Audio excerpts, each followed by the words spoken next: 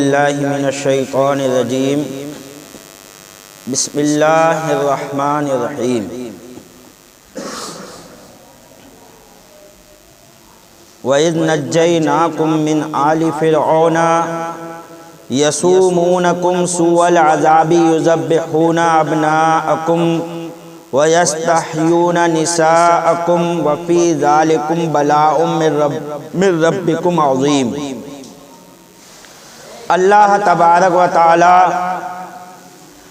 ارشاد فرماتا ہے، اور یاد کرو جب ہم نے تم کو فرعون والوں سے نجات بخشی، یعنی بنی اسرائیل کو اللہ تبارک و تعالی اپنی نعمتیں یاد دلا رہا ہے۔ انہی نعمتوں میں سے ایک اور نعمت اللہ تعالی بنی اسرائیل کو یاد دلا رہا ہے کہ اے بنی اسرائیل، ہماری وہ نعمت یاد کرو جب ہم نے فرعون والوں سے تمہیں نجات دلائی۔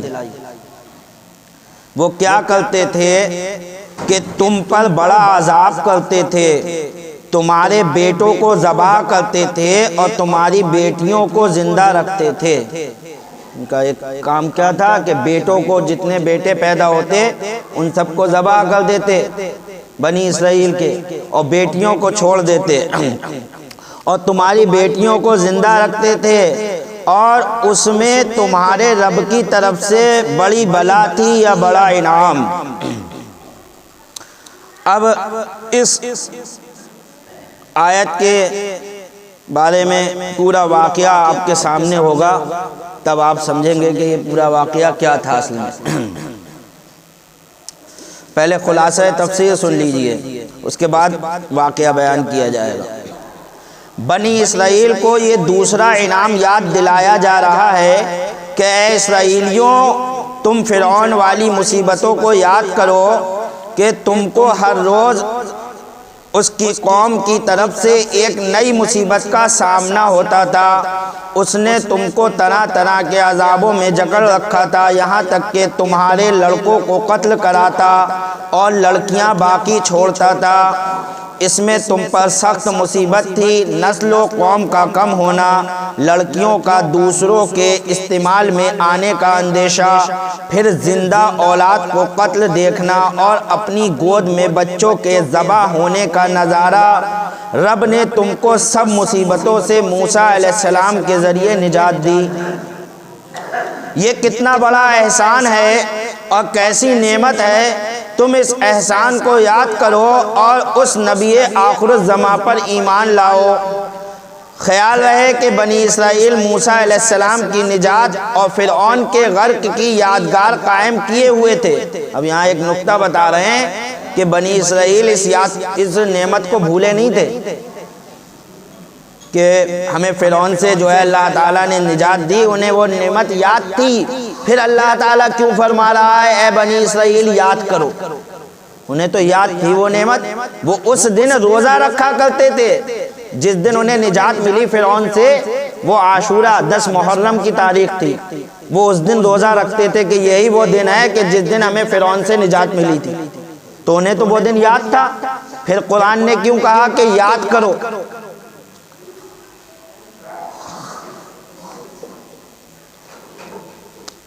یادگار قائم کیے ہوئے تھے کہ عاشورے کے دن روزہ رکھتے، خیراتیں کرتے، خوشیاں مناتے تھے۔ شروع اسلام میں مسلمانوں پر بھی یہ روزہ فرض تھا، مگر قرآن نے ان کے یہ یادگاریں منانا کالعدم قرار دیا۔ فرمایا یاد کرو۔ معلوم ہوا کہ حضور سے منہ موڑ کر کوئی عبادت، کوئی یادگار منانا معتبر نہیں۔ سرکار دو عالم سے منہ موڑ کر تم کتنی عبادت کرو، کتنی یادگاریں مناؤ، اللہ تعالیٰ وہ قبول ہی نہیں فرمائے گا۔ نبی آخر الزماں پر ایمان لا کر پھر اس نعمت کا چرچا کرو گے، تمہاری وہ نعمت تب قبول کی جائے گی۔ تمہارا وہ چرچا کرنا، تمہارا شکر کرنا تب قبول ہوگا۔ اور اللہ کے رسول سے منہ موڑ کر تم کتنی عبادتیں کرو، کتنے اپنے رب کا شکر کرو۔ جب نبی آخر الزماں سے منہ موڑ لیا تو کسی طرح کی کوئی عبادت، کوئی شکر اللہ تبارک و تعالی قبول نہیں فرمائے گا۔ حضرت ابراہیم علیہ السلام کے بعد یعقوب علیہ السلام تک ان کی اولاد کنعان میں ہی آباد رہی، حضرت ابراہیم علیہ السلام کی جو اولاد تھی ان میں حضرت یعقوب علیہ السلام تک یہ اولاد کنعان میں ہی آباد رہی۔ پھر یوسف علیہ السلام اپنے بھائیوں کی حسد کی وجہ سے بظاہر غلام بن کر مصر میں تشریف لائے۔ آپ کے بھائیوں نے آپ سے حسد کیا اور آپ کو گھر سے نکال دیا، وہ پورا واقعہ ہے، وہ ایک الگ بات ہے۔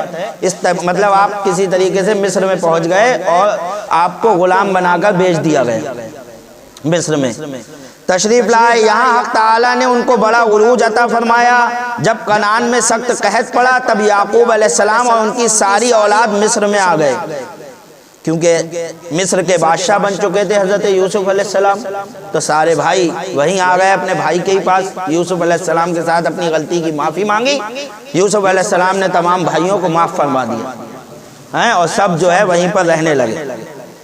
ان سب کو خدا نے بڑھایا اور چند صدیوں میں مصر میں ان کے لاکھوں آدمی ہو گئے، اور اس عرصے میں وہاں اسرائیلیوں کا بہت دبدبہ رہا۔ یوسف علیہ السلام والا فرعون اور اس کے ساتھی مر کھپ گئے۔ مصر کا جو بادشاہ ہوتا تھا اس کو فرعون کہا جاتا تھا، تو یوسف علیہ السلام کے زمانے میں جو بادشاہ تھا وہ بھی مر گیا، اسے بھی فرعون کہا گیا تھا۔ مر کھپ گئے اور ملک مصر میں بدنظمی پیدا ہوئی۔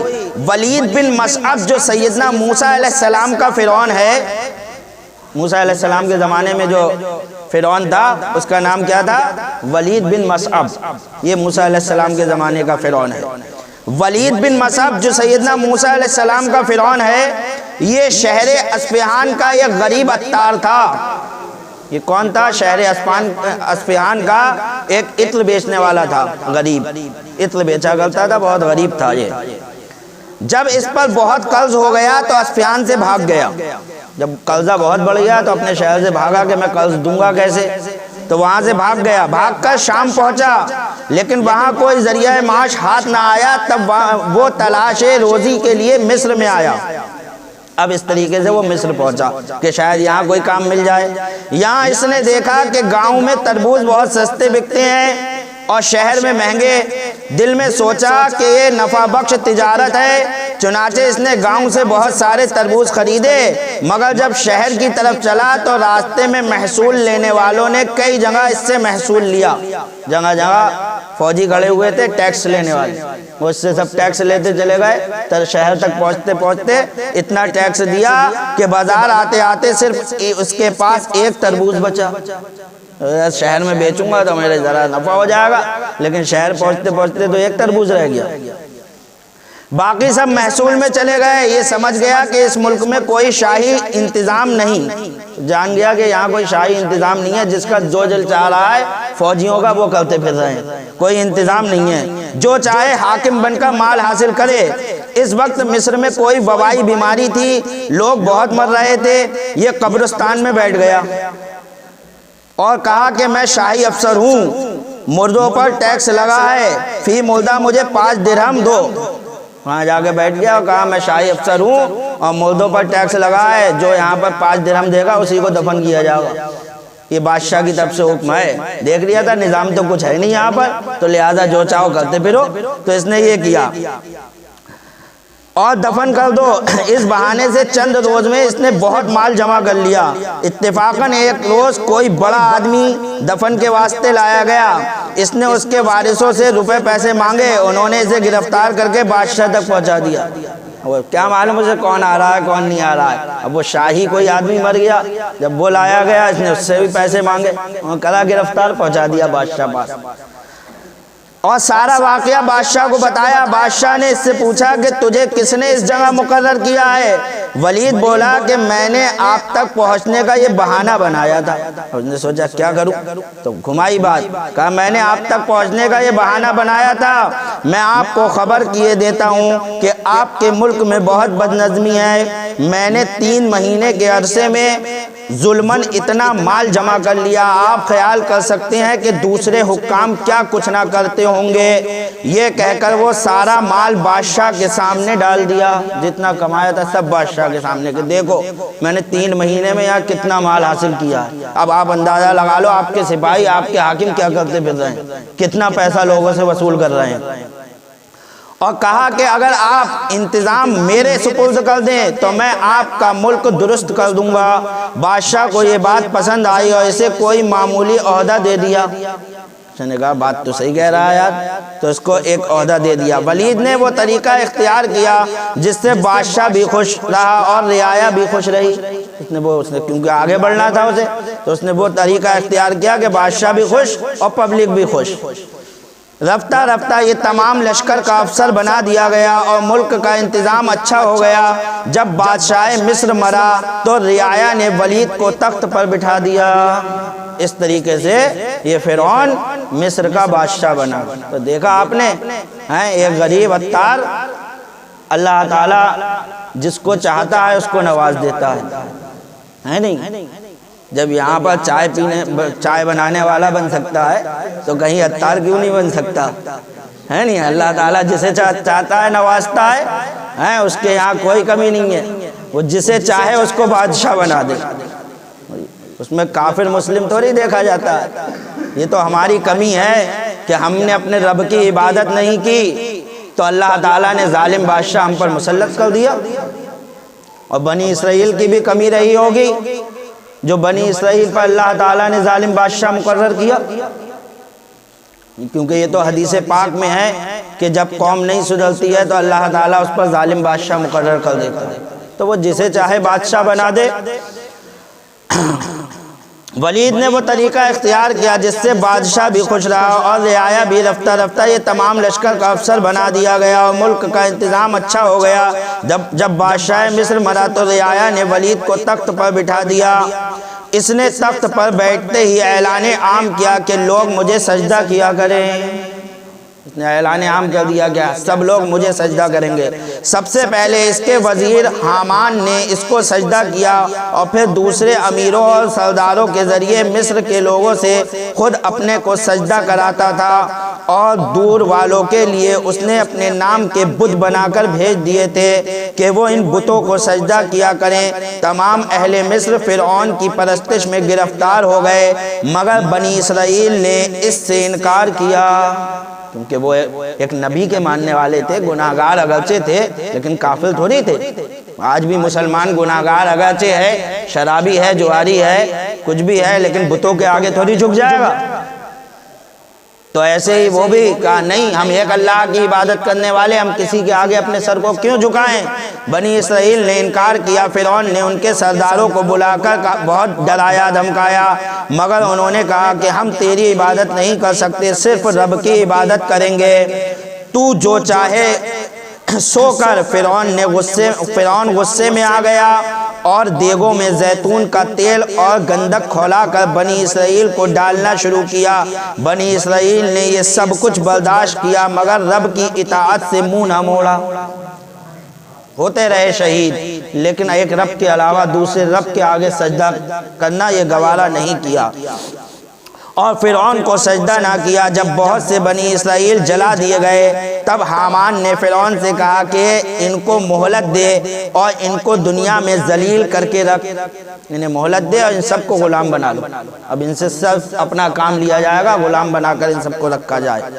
تب اس نے جلانے سے ہاتھ کھینچا اور اسرائیلیوں پر بہت سختیاں شروع کر دیں۔ اس زمانے میں فرعون نے خواب دیکھا کہ بیت المقدس کی طرف سے ایک آگ آئی جس نے تمام قبطیوں یعنی فرعونیوں کو جلا ڈالا، مگر اسرائیلیوں کو کوئی نقصان نہ پہنچایا۔ فرعون نے یہ خواب دیکھا اور پھر دیکھا کہ بنی اسرائیل کے محلے سے ایک بڑا اژدہا نکلا جس نے اس کو تخت سے نیچے ڈال دیا۔ اس نے تعبیر دینے والوں سے اپنے خواب بیان کیا۔ انہوں نے کہا اے فرعون، بنی اسرائیل میں ایک لڑکا پیدا ہوگا جو تیری حکومت کے ٹکڑے ٹکڑے کر ڈالے گا۔ اس خواب کی تعبیر جب یہ بتائی، اس نے فوراً کوتوالے شہر کو بلا کر حکم دیا کہ 1000 سپاہی ہتھیار بند اور 1000 دائیاں بنی اسرائیل کے محلے میں مقرر کر دو کہ جس گھر میں لڑکا پیدا ہو اسے قتل کر دیا جائے۔ فوراً جب یہ سنا تو اس نے کہا میں لڑکے ہی نہیں رکھوں گا، بنی اسرائیل میں کوئی بھی لڑکا پیدا ہوگا فوراً قتل کر دوں گا، نہ لڑکا پیدا ہوگا نہ میری جو ہے سلطنت ختم ہوگی۔ چند سال میں بنی اسرائیل کے 12,000 بچے اور ایک روایت میں ہے کہ 70,000 بچے قتل کرا دیے گئے۔ یہ عذاب جو ہے نازل ہوا کہ بنی اسرائیل کے 70,000 بچوں کو قتل کیا گیا۔ جو بھی لڑکا پیدا ہوتا زندہ نہیں چھوڑا جاتا، لڑکی کو چھوڑ دیتے اور لڑکوں کو قتل کر دیتے، اور 90,000 حمل گرا دیے گئے۔ خدا کی شان، بنی اسرائیل کے بوڑھے بھی جلد جلد مرنے لگے۔ ادھر بچے مر رہے تھے، ادھر اللہ تعالیٰ نے بنی اسرائیل میں کے بوڑھوں کو بھی مارنا شروع کر دیا۔ ادھر بچے مر رہے ہیں، ادھر بوڑھے مر رہے ہیں، ادھر بچے مر رہے ہیں، ادھر بوڑھے مر رہے ہیں، تو بنی اسرائیل میں ایک موت کا تانڈو پھیل گیا۔ تب قبطیوں نے فرعون سے درخواست کی، تو فرعونیوں نے کہا فرعون سے جا کر کہ بنی اسرائیل میں موت کا بازار گرم ہے اور ادھر ان کے بچے قتل کیے جا رہے ہیں، اگر یہ حال رہا تو یہ قوم فنا ہو جائے گی، پھر ہمیں خدمت گزار کہاں سے ملیں گے؟ ارے ہم تو غلامی تو انہی سے کراتے ہیں اور یہی سب مر جائیں گے، تو ہمیں اپنا کام تو پھر خود کرنا پڑے گا، غلام کہاں سے لائیں گے؟ ہمیں خدمت گزار کہاں سے ملیں گے؟ تب فرعون نے حکم دیا کہ اچھا 1 سال بچے قتل کیے جائیں اور 1 سال چھوڑ دیے جائیں۔ کہا ٹھیک ہے، چلو 1 سال چھوڑ دو اور 1 سال قتل کرو، اس سے جو ہے صحیح رہے گا۔ رب کی شان، چھوڑنے کے سال میں ہارون علیہ السلام پیدا ہوئے۔ جو چھوڑنے کی سال تھی اس سال حضرت ہارون علیہ السلام جو موسیٰ علیہ السلام کے بڑے بھائی ہیں وہ پیدا ہوئے، تو آپ کو چھوڑ دیا گیا۔ رب کی شان، چھوڑنے کے سال میں ہارون علیہ السلام پیدا ہوئے جو موسیٰ علیہ السلام کے بڑے بھائی ہیں، اور قتل کے سال میں موسیٰ علیہ السلام کی پیدائش ہوئی۔ جو قتل کا سال تھا وہ وہی بچہ پیدا ہوا جس کے بارے میں اس نے سنا تھا کہ وہ بچہ میری سلطنت کے جو ہے زوال کا باعث بنے گا، تو موسیٰ علیہ السلام اسی سال پیدا ہوئے جس سال قتل کرنا تھا۔ اب کیسے حضرت موسیٰ علیہ السلام کو اللہ تعالیٰ نے فرعون سے بچایا؟ یہ دیکھیے کہ سال تو وہی تھا۔ لاوی بن یعقوب علیہ السلام کی اولاد میں حضرت عمران اس وقت اپنی قوم کے سردار تھے۔ ان کی بیوی کا نام حضرت عائس تھا۔ موسیٰ علیہ السلام انہی کے فرزند ہیں، یعنی موسیٰ علیہ السلام کے والد کا نام ہے حضرت عمران۔ کیا نام ہے؟ حضرت عمران، اور آپ کی والدہ کا نام ہے حضرت عائس موسیٰ علیہ السلام کی۔ موسیٰ علیہ السلام کی والدہ کا نام حضرت عائس تھا۔ جب حضرت عائس حاملہ ہوئی تو فرعون کی دائیاں ان کے گھر میں اور سپاہی دروازے پر آنے لگے۔ جب زمانہ ولادت قریب آیا تو ایک دائی ان کے گھر میں رہنے لگی۔ موسیٰ علیہ السلام رات کے وقت پیدا ہوئے۔ فرعون کی دائی ان کو دیکھ کر بے اختیار ان پر عاشق ہو گئی۔ جیسے ہی بچے کا چہرہ دیکھا اللہ کی شان فدا ہو گئی، وہ دائی ہی فدا ہو گئی موسیٰ علیہ السلام پر۔ اس کی ہمت ہی نہیں ہوئی کہ اس کو مارا جائے، اس بچے کو عاشق ہو گئی، کیونکہ اللہ تعالیٰ نے موسیٰ علیہ السلام کو محبوبیت عامہ بخشی تھی، جو انہیں دیکھتا عاشق ہو جاتا۔ رب فرماتا ہے وَأَلْقَيْتُ عَلَيْكَ مَحَبَّةً مِّنِّي۔ یوسف علیہ السلام کو مصری عورتوں نے دیکھ کر اپنے ہاتھ کاٹ ڈالے تھے۔ ہمارے حضور کی محبوبیت کا یہ عالم ہے کہ آج بغیر دیکھے لاکھوں عاشق ہیں۔ ہم نے تو دیکھا بھی نہیں ہے لیکن اپنی جانیں قربان کرنے کے لیے ہر وقت تیار ہے امت مسلمہ۔ تو یہ سرکار کی محبت تو ہے جو اللہ تعالیٰ اپنے محبوب بندوں کی محبت دل میں ڈالتا ہے کہ ہم بغیر دیکھے جو ہیں اپنی گردنیں کٹانے کے لیے تیار ہیں اپنے نبی پر۔ تو وہاں تو جو ہے موسیٰ علیہ السلام کو اس دائی نے دیکھ لیا تھا۔ نیز حضور تمام مخلوق کے محبوب ہیں کہ لکڑیاں پتھر تک ان کے فراق میں روتی تھیں۔ دائی نے ان کی والدہ سے کہا کہ کسی صورت سے ان کو قتل ہونے سے بچاؤ۔ یہ کہہ کر ایک بکری کا بچہ ذبح کیا ہوا ایک ہانڈی میں ڈال کر سپاہیوں سے کہا کہ اس گھر میں لڑکا پیدا ہوا تھا، میں نے ذبح کر دیا ہے اور دیکھو میں اس کو دفن کرنے کے لیے جنگل میں جا رہی ہوں۔ ہانڈی میں ڈال کر خون دکھاتی ہوئی لے گئی، کہا میں نے بچہ پیدا ہوا تھا، میں جا رہی ہوں اسے دفن کرنے۔ سپاہیوں نے اس پر اعتبار کیا اور کوئی زائد تحقیق نہ کی۔ موسیٰ علیہ السلام اپنے گھر میں پرورش پاتے رہے، مگر نجومیوں نے فرعون کو خبر دی کہ بنی اسرائیل میں وہ بچہ پیدا ہو چکا ہے۔ ایسے بچ تو گئے تھے، لیکن نجومیوں نے خبر دے دی کہ تم کہہ رہے ہو کہ ہم مار رہے ہیں، وہ تو بچہ پیدا ہو گیا۔ نجومیوں نے جب یہ خبر دے دی تو فرعون گھبرا گیا۔ فرعون اس خبر سے پریشان ہو گیا اور کوتوال کو سخت تنبیہ کی۔ کوتوال نے سپاہیوں پر سختی کی۔ انہوں نے کہا کہ ہم نے بہت کوشش سے ان کے بچے قتل کیے، مگر عمران کے لڑکے کو اپنے ہاتھ سے نہ مارا، صرف دائی کے کہنے پر اعتماد کر لیا تھا۔ تو سپاہیوں نے کہا کہ ہاں بس عمران کا بچہ ہم نے نہیں دیکھا، دائی نہیں کہا تھا، باقی سب بچوں کو ہم نے اپنے ہاتھ سے مارا ہے۔ کوتوال نے کہا کہ فوراً اس کے گھر کی تلاشی لو اور بلا تعمل گھس جاؤ۔ سپاہی بے پرواہ حضرت عمران کے گھر گھس آئے۔ اس وقت موسیٰ علیہ السلام اپنی بڑی بہن مریم کی گود میں تھے۔ مریم نے یہ ماجرا دیکھ کر فوراً ان کو بھڑکتے ہوئے تنور میں اس طرح ڈال دیا کہ سپاہیوں کو خبر بھی نہ ہوئی۔ تنور جل رہا تھا، آگ، گھبراہٹ میں کیا کریں، ایک دم اسی میں ہی ڈال دیا آگ۔ اور وہ آئے اندر، سپاہی اب تنور میں کہاں دیکھیں، وہ تو آگ جل رہی ہے اس میں، اور باقی سب طرف دیکھ داکھ کر کہا کہ ہاں نہیں ہے، ان کا یہاں پر کوئی نہیں ہے۔ سپاہیوں کو خبر نہ ہوئی۔ مریم نے خیال کیا کہ اگر پولیس نے بچے کو دیکھ لیا تو یہ فرزند اور ہم قتل کر دیے جائیں گے۔ پولیس نے گھر کی تلاشی لی، کچھ نہ پا کر واپس لوٹ گئی۔ والدہ نے مریم سے پوچھا کہ موسیٰ علیہ السلام کہاں ہیں؟ اس نے سب ماجرا کہا۔ ماں غم سے تڑپ گئیں۔ تنور پر جا کر دیکھا کہ آگ کے شعلے نکل رہے ہیں، مگر موسیٰ علیہ السلام بدستور امن و امان سے ہیں۔ تو اللہ کی شان کہ اللہ جسے بچاتا ہے اسے کوئی مار نہیں سکتا۔ آپ تنور اس آگ میں بھی آرام سے لیٹے ہوئے۔ یہ موسیٰ علیہ السلام کا دعوی نبوت سے پہلے معجزہ کا ظہور ہے، جیسے حضور علیہ السلام کو بچپن شریف میں پتھروں کا سلام کرنا وغیرہ۔ عیسیٰ علیہ السلام نے پیدا ہوتے ہی کلام فرمایا۔ حضرت مریم نے بچپن میں جنتی غیبی پھل کھائے۔ یہ قرآن سے ثابت۔ کیا آج ان کی عمر 40 دن کی تھی، یعنی حضرت موسیٰ علیہ السلام کی عمر شریف اس وقت 40 دن کی تھی۔ والدہ کے دل میں خیال آیا کہ اس فرزند کی زندگی مشکل ہے، اس کو کشتی میں رکھ کر دریائے نیل میں بہا دینا بہتر ہے، شاید کوئی دوسرا شخص ان کو اٹھا لے اور وہاں پرورش ہو جائے۔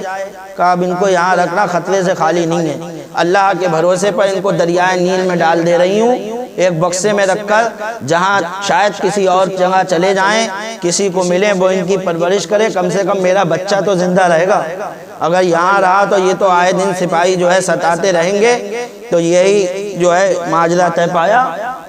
انشاءاللہ تعالی اس سے آگے کا واقعہ اگلے جمعے کو سنایا جائے گا۔ دیکھیے اور اپنے عقیدے کو مضبوط کیجئے کہ آج ہم نمازوں کو چھوڑ کر دوسروں کے آگے جھک کر اپنے رب کو بھولے ہوئے ہیں۔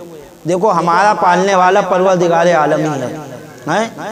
دشمنی کوئی کتنی ہی کر لے، بہت سو کو دیکھا کہ جو ہے غیر مسلموں کے آگے جھکے جا رہے ہیں، انہی کی پارٹیوں میں چلے جا رہے ہیں کہ ارے ان سے ملے رہیں گے تو بچے رہیں گے۔ ایسا نہیں ہے، سمجھے؟ جب موت آنی ہے تو ہر جگہ آ جائے گی، اور اگر اللہ بچائے گا تو کسی مائی کے لال میں ہمت نہیں ہے کہ تمہارے اوپر انگلی بھی اٹھا سکے۔ دیکھنا حضرت موسیٰ علیہ السلام کو اللہ تبارک و تعالیٰ نے کیسے بچایا۔ جو سب سے بڑا دشمن تھا، اسی دشمن کے گھر میں آپ نے پرورش پائی۔ وَمَا عَلَيْنَا إِلَّا الْبَلَاغُ، سنت پڑھ لیجیے۔